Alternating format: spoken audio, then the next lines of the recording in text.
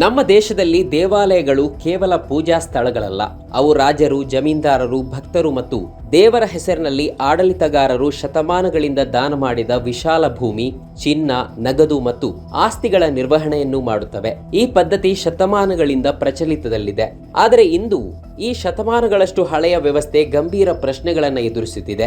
ಈಗ ಮಧ್ಯಪ್ರದೇಶ ಸರ್ಕಾರ 10 ಎಕರೆಗಿಂತ ಹೆಚ್ಚಿನ ದೇವಾಲಯದ ಭೂಮಿಯ ಒಡೆತನ ಜಿಲ್ಲಾಡಳಿತದ ವ್ಯಾಪ್ತಿಗೆ ಒಳಪಡುತ್ತದೆ ಎಂದು ಘೋಷಣೆ ಮಾಡಿದೆ. ಈ ನಿರ್ಧಾರ ಪ್ರತಿಭಟನೆಗಳನ್ನು ಹುಟ್ಟುಹಾಕಿವೆ. ವಿಶೇಷವಾಗಿ ಗುನಾ ಜಿಲ್ಲೆಯ ರಾಮಜಾನಕಿ ದೇವಸ್ಥಾನದಲ್ಲಿ ಪುರೋಹಿತರು ಈ ಕ್ರಮವನ್ನ ಖಂಡಿಸಿದ್ದಾರೆ. ಅವರು ನೇರವಾಗಿ ಮಾಜಿ ಮುಖ್ಯಮಂತ್ರಿ ಮತ್ತು ಪ್ರಸ್ತುತ ರಾಜ್ಯಸಭಾ ಸದಸ್ಯ ದಿಗ್ವಿಜಯ್ ಸಿಂಗ್ ಅವರ ಬಳಿಗೆ ಹೋಗಿ ತಮ್ಮ ಪ್ರತಿಭಟನೆ ವ್ಯಕ್ತಪಡಿಸಿದ್ದಾರೆ ಮತ್ತು ದಿಗ್ವಿಜಯ್ ಸಿಂಗ್ ಅವರು ಅರ್ಚಕರ ಚಳವಳಿಯನ್ನ ಬೆಂಬಲಿಸುವುದಾಗಿ ಹೇಳಿದ್ದಾರೆ. ಸರ್ಕಾರದ ಒಡೆತನಕ್ಕೆ ದೇವಾಲಯದ ಭೂಮಿ ಹೋಗಬಾರದು. ಪುರೋಹಿತರು ಮತ್ತು ಟ್ರಸ್ಟ್ಗಳು ಶತಮಾನಗಳಿಂದ ಅವುಗಳನ್ನು ನಿರ್ವಹಿಸುತ್ತಿವೆ ಎಂಬುದು ಈಗಿನ ವಾದವಾಗಿದೆ.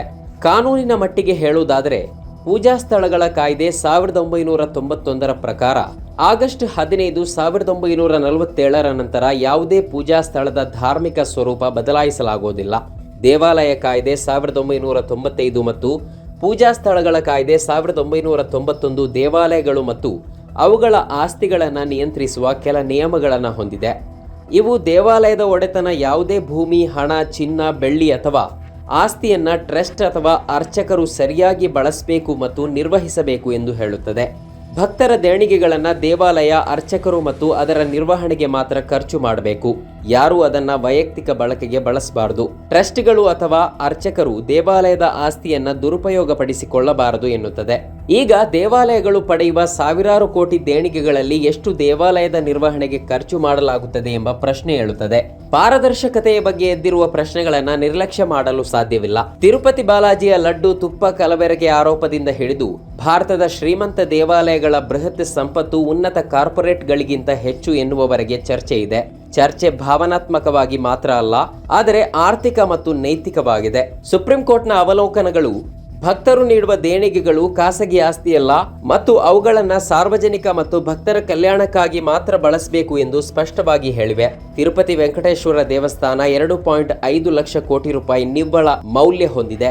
ಇದು ವಿಪ್ರೋ, NSE, ONGC ಮತ್ತು IOC ನಂತಹ ಪ್ರಮುಖ ಕಂಪನಿಗಳಿಗಿಂತಲೂ ಹೆಚ್ಚು. ಇದು ಬ್ಯಾಂಕುಗಳಲ್ಲಿ 10 ಟನ್ಗಳಿಗಿಂತಲೂ ಹೆಚ್ಚು ಚಿನ್ನವನ್ನ ಠೇವಣಿ ಮಾಡಿವೆ ಮತ್ತು 2.5 ಟನ್ ಚಿನ್ನದ ಆಭರಣಗಳು ದೇವಾಲಯದಲ್ಲಿವೆ. ಇದು 16,000 ಕೋಟಿ ಬ್ಯಾಂಕ್ ಠೇವಣಿಗಳನ್ನು ಹೊಂದಿದೆ. ಇದು ಭಾರತದಾದ್ಯಂತ ಭೂಮಿ, ಕಟ್ಟಡಗಳು ಮತ್ತು ಇತರ ಆಸ್ತಿಗಳನ್ನು ಒಳಗೊಂಡಂತೆ 960 ಆಸ್ತಿಗಳನ್ನು ಹೊಂದಿದೆ. ಷೇರು ಮಾರುಕಟ್ಟೆಯ ವಿಷಯದಲ್ಲಿ ವಿಪ್ರೋದ ಮಾರುಕಟ್ಟೆ ಬಂಡವಾಳ ಸುಮಾರು 2 ಲಕ್ಷ ಕೋಟಿ ಮತ್ತು NSE ಇಂಡಿಯಾ ಮಾರುಕಟ್ಟೆ ಬಂಡವಾಳ ಸುಮಾರು 2 ಲಕ್ಷ ಕೋಟಿ ಮತ್ತು ಇದೆಲ್ಲವೂ ತಿರುಪತಿ ದೇವಾಲಯದ ನಿಯಂತ್ರಣದಲ್ಲಿದೆ. ಭಕ್ತರಿಂದ ಬರುವ ದೇಣಿಗೆಗಳು ಮತ್ತು ಕಾಣಿಕೆಗಳು ಹೆಚ್ಚುತ್ತಿವೆ. ಬ್ಯಾಂಕ್ FDಗಳ ಮೇಲಿನ ಬಡ್ಡಿಯೂ ಹೆಚ್ಚುತ್ತಿದೆ. 2022-23ರಲ್ಲಿ 3,100 ಕೋಟಿ ಬಜೆಟ್ನಲ್ಲಿ 668 ಕೋಟಿ ಬಡ್ಡಿಯಿಂದ ಬಂದಿದೆ. 1,000 ಕೋಟಿ ರೂಪಾಯಿ ಕಾಣಿಕೆಗಳಿಂದ ಮಾತ್ರ ಬಂದಿದೆ.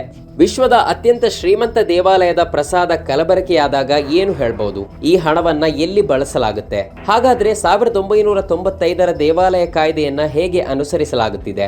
ದೇವಾಲಯ ಮತ್ತು ಟ್ರಸ್ಟ್ ಹೆಸರಿನಲ್ಲಿ ಪಡೆದ ಸಾವಿರಾರು ಕೋಟಿ ರೂಪಾಯಿಗಳನ್ನ ಎಲ್ಲಿ ಬಳಸಲಾಗುತ್ತಿದೆ? ಮಧ್ಯಪ್ರದೇಶದ ಮೋಹನ್ ಯಾದವ್ ಸರ್ಕಾರ ಇದೇ ರೀತಿಯದ್ದನ್ನ ಹೇಳಲು ಪ್ರಯತ್ನಿಸುತ್ತಿದೆ. ಸುಪ್ರೀಂ ಕೋರ್ಟ್ ಡಿಸೆಂಬರ್ 6, 2025ರ ಆದೇಶದಲ್ಲಿ ಭಕ್ತರಿಂದ ಬರುವ ದೇಣಿಗೆಗಳು ದೇವಾಲಯ ಸಂಸ್ಥೆಯ ಖಾಸಗಿ ಆಸ್ತಿಯಲ್ಲ ಎಂದು ಸ್ಪಷ್ಟವಾಗಿ ಹೇಳಿದೆ. ಹಾಗಾದರೆ ಈ ಹಣದಿಂದ ಭಕ್ತರಿಗಾಗಿ ಶಾಲೆಗಳು ಮತ್ತು ಆಸ್ಪತ್ರೆಗಳನ್ನು ನಿರ್ಮಿಸಲಾಗುತ್ತಿದೆ. ದೇವಾಲಯದ ಭೂಮಿಯ ಹರಾಜಿನಿಂದ ಬರುವ ಹಣ ಈಗ ಜಿಲ್ಲಾ ಕಚೇರಿಗೆ ಹೋದರೆ ಏನು ತಪ್ಪಾಗುತ್ತದೆ? ಅದು ಸರಕಾರಕ್ಕೆ ಹೋದರೆ ಅದು ಸಾರ್ವಜನಿಕರ ಪ್ರಯೋಜನಕ್ಕಾಗಿ ಇರುತ್ತದೆ ಮತ್ತು ಎಲ್ಲರೂ ಬಯಸುವುದು ಅದನ್ನೇ. ಆದರೆ ರಾಮಜಾನಕಿ ದೇವಸ್ಥಾನದ ಅರ್ಚಕರ ಪ್ರಕರಣ ವಿಭಿನ್ನವಾಗಿದೆ. ಅವರು ಈ ನಿರ್ಧಾರವನ್ನ ಪ್ರತಿಭಟಿಸುತ್ತಿದ್ದಾರೆ. ಈ ಪುರೋಹಿತರು ತಮ್ಮದೇ ಸರ್ಕಾರದ ಮೇಲೆ ನಂಬಿಕೆ ಕಳೆದುಕೊಂಡಿದ್ದಾರೆ. ದಿಗ್ವಿಜಯ್ ಸಿಂಗ್ ಮುಖ್ಯಮಂತ್ರಿ ಮೋಹನ್ ಯಾದವ್ ಅವರಿಗೆ ಪತ್ರ ಬರೆದು ಈ ಆದೇಶವನ್ನ ತಕ್ಷಣವೇ ಹಿಂತೆಗೆದುಕೊಳ್ಳುವಂತೆ ಒತ್ತಾಯಿಸಿದ್ದಾರೆ. ಮಧ್ಯಪ್ರದೇಶ ಸರ್ಕಾರ ಈ ನಿರ್ಧಾರವನ್ನ ಇತ್ತೀಚೆಗೆ ತೆಗೆದುಕೊಂಡಿದ್ದಲ್ಲ. ಏಪ್ರಿಲ್ 22, 2023ರಂದು 10 ಎಕರೆಗಿಂತ ಹೆಚ್ಚು ಭೂಮಿಯನ್ನು ಹೊಂದಿರುವ ದೇವಾಲಯಗಳು ಅದೇ ಷರತ್ತುಗಳಿಗೆ ಒಳಪಟ್ಟಿರುತ್ತವೆ ಎಂದು ಸರ್ಕಾರ ಆದೇಶ ಹೊರಡಿಸಿತ್ತು. ಸರ್ಕಾರದ ಕಣ್ಣು ಈಗ ದೇವಾಲಯಗಳು ಮತ್ತು ಮಠಗಳ ಮೇಲೆ ಬಿದ್ದಿದೆ. ಅಯೋಧ್ಯೆ, ಕಾಶಿ, ಉಜ್ಜಯಿನಿ ಮತ್ತು ಇತರ ಪ್ರಮುಖ ಯಾತ್ರಾ ಸ್ಥಳಗಳಲ್ಲಿ ತೆರವುಗೊಳಿಸಿದ ಭೂಮಿ ನಿಗಮಗಳ ಕೈಗೆ ಹೋಗಿದೆ. ಇದೀಗ ಇದು ಕೇವಲ ಭೂ ವಿವಾದವಾಗಿದೆ. ಆದರೆ ಭವಿಷ್ಯದಲ್ಲಿ ಸರ್ಕಾರ ಟ್ರಸ್ಟ್ ಆಸ್ತಿಗಳನ್ನು ಸಹ ಸ್ವಾಧೀನಪಡಿಸಿಕೊಳ್ಳುತ್ತದೆ. ಸರ್ಕಾರದ ಗಮನ ಕೇವಲ ದೇವಾಲಯಗಳ ಮೇಲೆ ಅಲ್ಲ. ಮಸೀದಿಗಳು, ಗುರುದ್ವಾರಗಳು, ಬೌದ್ಧ ಮಠಗಳು, ಜೈನ ದೇವಾಲಯಗಳು ಮತ್ತು ಚರ್ಚ್ಗಳು, ಭಕ್ತರು ಅಪಾರ ಪ್ರಮಾಣದ ಹಣವನ್ನು ದೇಣಿಗೆ ನೀಡಿದ ಎಲ್ಲ ಟ್ರಸ್ಟ್ಗಳ ಮೇಲೆಯೂ ಇದೆ. ಅರ್ಚಕರ ಸಂಬಳಕ್ಕಾಗಿ ನಿಬಂಧನೆಯನ್ನ ಮೊದಲು ಪರಿಚಯಿಸಿದಾಗ ಇಂತಹ ಸುಳಿವು ಇತ್ತು. ಈಗ ವಕ್ಫ್ ಆಸ್ತಿಯ ನಂತರ ದೇವಾಲಯದ ಭೂಮಿಯನ್ನು ಕೂಡ ಹರಾಜು ಮಾಡುವ ಪ್ರಕ್ರಿಯೆ ಪ್ರಾರಂಭವಾಗಿದೆ. ದೇಶದ ಧಾರ್ಮಿಕ ಮತ್ತು ಸಾಂಸ್ಕೃತಿಕ ಸಂಪತ್ತನ್ನ ಸರ್ಕಾರಕ್ಕೆ ವರ್ಗಾಯಿಸಲಾಗುತ್ತದೆ. ಆದರೆ ಸಂಪತ್ತು ಮತ್ತು ಆಸ್ತಿ ಅಪಾರವಾಗಿರೋದ್ರಿಂದ ಅದನ್ನ ಅದಾನಿಗೆ ಹಸ್ತಾಂತರಿಸಬಹುದೇ ಎಂಬ ಆತಂಕವೂ ಇದೆ. ದಿ ಎಕನಾಮಿಕ್ ಟೈಮ್ಸ್ ವರದಿಯ ಪ್ರಕಾರ ಆಂಧ್ರಪ್ರದೇಶದ ತಿರುಮಲ ತಿರುಪತಿ ವೆಂಕಟೇಶ್ವರ ದೇವಸ್ಥಾನವನ್ನ ಭಾರತದ ಅತ್ಯಂತ ಶ್ರೀಮಂತ ದೇವಾಲಯವೆಂದು ಪರಿಗಣಿಸಲಾಗಿದೆ. ದೇಣಿಗೆ, ಚಿನ್ನ ಮತ್ತು ಅಮೂಲ್ಯ ವಸ್ತುಗಳು ಸೇರಿದಂತೆ ಇದರ ಒಟ್ಟು ಸಂಪತ್ತು ಸುಮಾರು 3 ಲಕ್ಷ ಕೋಟಿ ಎಂದು ಅಂದಾಜಿಸಲಾಗಿದೆ. ಈ ಸಂಪತ್ತು ಭಾರತದಲ್ಲಿ ಬಡತನ ನಿವಾರಿಸಲು ಸಾಕು. ಕೇರಳದ ಪದ್ಮನಾಭ ಸ್ವಾಮಿ ದೇವಸ್ಥಾನ ಅದರ ನಿಧಿಗಳಿಗೆ ಹೆಸರುವಾಸಿಯಾಗಿದೆ. ಅದು ಭೂಗತ ಕಮಾನುಗಳು, ಚಿನ್ನ, ವಜ್ರಗಳು, ಅಮೂಲ್ಯ ಕಲ್ಲುಗಳು ಮತ್ತು ಪ್ರಾಚೀನ ವಸ್ತುಗಳನ್ನು ಒಳಗೊಂಡಿವೆ. ಅದರ ನಿವ್ವಳ ಮೌಲ್ಯ 1.2 ಲಕ್ಷ ಕೋಟಿಗಿಂತಲೂ ಹೆಚ್ಚು ಎಂದು ಅಂದಾಜಿಸಲಾಗಿದೆ. ಕೇರಳದ ದೇವಸ್ವಂನ ಗುರುವಾಯೂರಿನಲ್ಲಿರುವ ಈ ವಿಷ್ಣು ದೇವಸ್ಥಾನ 1737 ಕೋಟಿ ಮತ್ತು ಅದಕ್ಕಿಂತ ಹೆಚ್ಚಿನ ಬ್ಯಾಂಕ್ ಠೇವಣಿಗಳನ್ನು ಹೊಂದಿದೆ. ಇದು ಬ್ಯಾಂಕ್ ಠೇವಣಿಗಳ ಮೊತ್ತ ಮಾತ್ರ, ಏಕೆಂದರೆ ಭೂಮಿ, ಚಿನ್ನ, ಬೆಳ್ಳಿ ಮತ್ತು ರತ್ನದ ಕಲ್ಲುಗಳ ಮೌಲ್ಯ ತಿಳಿದಿಲ್ಲ.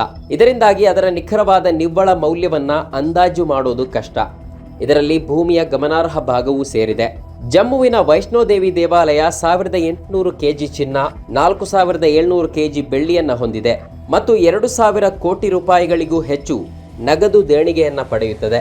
ಮಹಾರಾಷ್ಟ್ರದ ಶನಿ ಸಾಯಿಬಾಬಾ ದೇವಾಲಯ ಪ್ರತಿ ವರ್ಷ 400 ಕೋಟಿ ರೂಪಾಯಿಗಳಿಗೂ ಹೆಚ್ಚು ದೇಣಿಗೆ ಪಡೆಯುತ್ತದೆ. ಪಂಜಾಬ್ನ ಅಮೃತಸರದಲ್ಲಿರುವ ಸ್ವರ್ಣ ಮಂದಿರ ವಾರ್ಷಿಕವಾಗಿ ಸುಮಾರು 500 ಕೋಟಿ ರೂಪಾಯಿಗಳನ್ನು ಗಳಿಸುತ್ತದೆ. ಮಹಾರಾಷ್ಟ್ರದ ಮುಂಬೈನಲ್ಲಿರುವ ಸಿದ್ಧಿವಿನಾಯಕ ದೇವಾಲಯ ಪ್ರತಿದಿನ ಸುಮಾರು 3 ಲಕ್ಷ ರೂಪಾಯಿ ಮೌಲ್ಯದ ಕಾಣಿಕೆಗಳನ್ನು ಪಡೆಯುತ್ತದೆ ಮತ್ತು ದೇವಾಲಯದ ಒಟ್ಟು ಭೂ ಮೌಲ್ಯ ಸುಮಾರು 1.25 ಕೋಟಿ ರೂಪಾಯಿಗಳೆಂದು ಅಂದಾಜಿಸಲಾಗಿದೆ. ದೇವರ ವಿಗ್ರಹವನ್ನ ಸುಮಾರು 4 ಕೆಜಿ ಚಿನ್ನದಿಂದ ಅಲಂಕರಿಸಲಾಗಿದೆ. ಒಡಿಶಾದ ಪುರಿಯಲ್ಲಿರುವ ಜಗನ್ನಾಥ ದೇವಾಲಯ ಸುಮಾರು 300 ಎಕರೆ ಭೂಮಿ ಹೊಂದಿದೆ. ಅದೇ ರೀತಿ ಭಾರತದ ಕೆಲವು ಮಸೀದಿಗಳು ಅಪಾರ ಸಂಪತ್ತನ್ನು ಹೊಂದಿವೆ ಮತ್ತು ದೇಣಿಗೆಗಳನ್ನು ಸಂಗ್ರಹಿಸುತ್ತವೆ. ಉದಾಹರಣೆಗೆ ಮುಂಬೈನಲ್ಲಿರುವ ಹಾಜಿ ಅಲಿ ದರ್ಗಾ ಪ್ರತಿ ತಿಂಗಳು ಸುಮಾರು 5 ರಿಂದ 6 ಕೋಟಿ ರೂಪಾಯಿ ದೇಣಿಗೆ ಪಡೆಯುತ್ತದೆ. ಹಿಂದೂ ಮತ್ತು ಮುಸ್ಲಿಂ ಎರಡೂ ಸಮುದಾಯಗಳ ಜನರು ಈ ದೇವಾಲಯಕ್ಕೆ ಭೇಟಿ ನೀಡುತ್ತಾರೆ. ಇದು ದೀರ್ಘ ಇತಿಹಾಸ ಹೊಂದಿದೆ ಮತ್ತು ಇದು ಪ್ರಮುಖ ಧಾರ್ಮಿಕ ಮತ್ತು ಪ್ರವಾಸಿ ತಾಣವಾಗಿದೆ. ಖ್ವಾಜಾ ಮೊಯಿನುದ್ದೀನ್ ಅಜ್ಮೀರ್ ದರ್ಗಾವು ಪ್ರತಿ ತಿಂಗಳು ಸುಮಾರು 3 ಕೋಟಿ ದೇಣಿಗೆ ಪಡೆಯುತ್ತದೆ. ಮೋತಿ ಮಸೀದಿ ಪ್ರತಿ ತಿಂಗಳು ಸುಮಾರು 1 ರಿಂದ 2 ಕೋಟಿ ದೇಣಿಗೆ ಪಡೆಯುತ್ತದೆ. ಈ 3 ಮಸೀದಿಗಳನ್ನು ಭಾರತದ ಶ್ರೀಮಂತ ಮಸೀದಿಗಳ ಉದಾಹರಣೆಗಳೆಂದು ಮಾಧ್ಯಮ ವರದಿಗಳಲ್ಲಿ ಹೆಚ್ಚಾಗಿ ಉಲ್ಲೇಖಿಸಲಾಗುತ್ತದೆ. ನಮ್ಮ ಕಾರ್ಯಕ್ರಮಗಳನ್ನು ನೀವು ನೋಡ್ತಾ ಇದ್ರೆ ನಮ್ಮ ಚಾನೆಲ್ ಅನ್ನ ಸಬ್ಸ್ಕ್ರೈಬ್ ಮಾಡಿ, ಪಕ್ಕದ ಬೆಲ್ ಐಕಾನ್ ಒತ್ತಿ ನಮ್ಮನ್ನ ಬೆಂಬಲಿಸಿ. ಹಾಗೆ ನಮ್ಮ ಕಾರ್ಯಕ್ರಮಗಳನ್ನ ಲೈಕ್ ಮಾಡಿ, ಕಮೆಂಟ್ ಮಾಡಿ, ಅದನ್ನ ಬೇರೆಯವರಿಗೂ ವಾಟ್ಸ್ಆಪ್ ಮೂಲಕ ಶೇರ್ ಮಾಡಿ. ನೀವು ಹೀಗೆ ಮಾಡಿದಾಗ ನಮ್ಮ ಚಾನೆಲ್ ಮತ್ತಷ್ಟು ಜನರಿಗೆ ತಲುಪಲು ನೀವು ನಮ್ಮೊಂದಿಗೆ ಸಹಕರಿಸಿದ ಹಾಗಾಗುತ್ತೆ. ಇದು ನೀವು ಯಾವುದೇ ಖರ್ಚಿಲ್ಲದೆ ಕೆಲವೇ ಸೆಕೆಂಡುಗಳಲ್ಲಿ ನೀಡಬಹುದಾದ ಸಹಕಾರ. ಧನ್ಯವಾದಗಳು.